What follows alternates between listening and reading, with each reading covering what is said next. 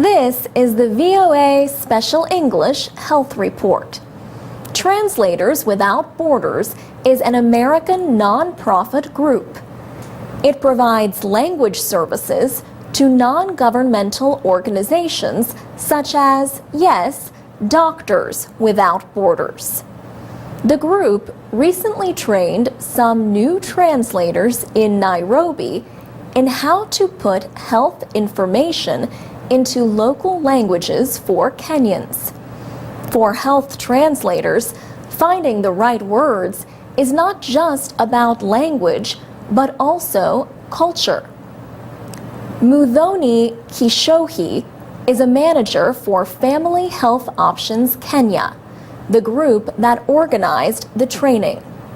She says she has no problem expressing the names of body parts in English. But as a Kikuyu, she says there are some words in her first language that may be provocative if she said them in public. She says she often has to change the wording of the information.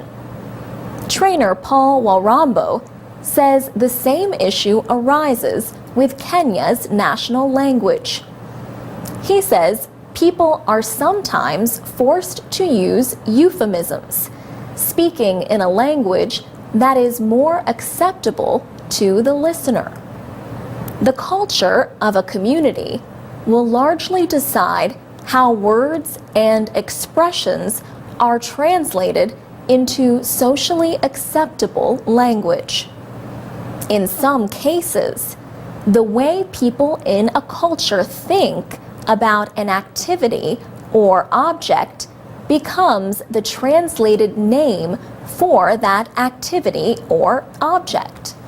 For example, Paul Warambo says that in Kiswahili, the common translation for the term sexual intercourse is to do something bad.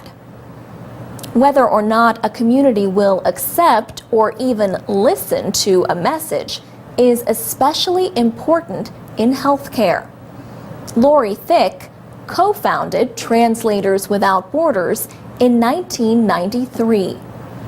She says, in general, a lot of development organizations have often overlooked the importance of language in changing health behavior.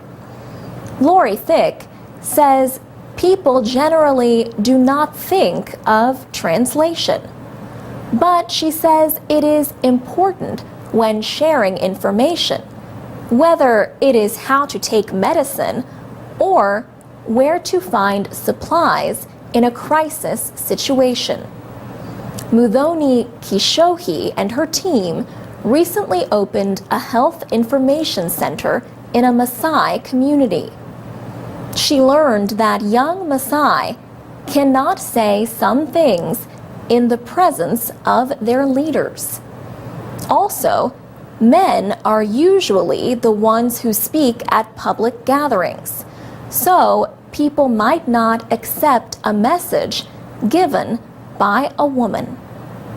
For VOA Special English, I'm Alex Villarreal. You can find more stories about health at voaspecialenglish.com.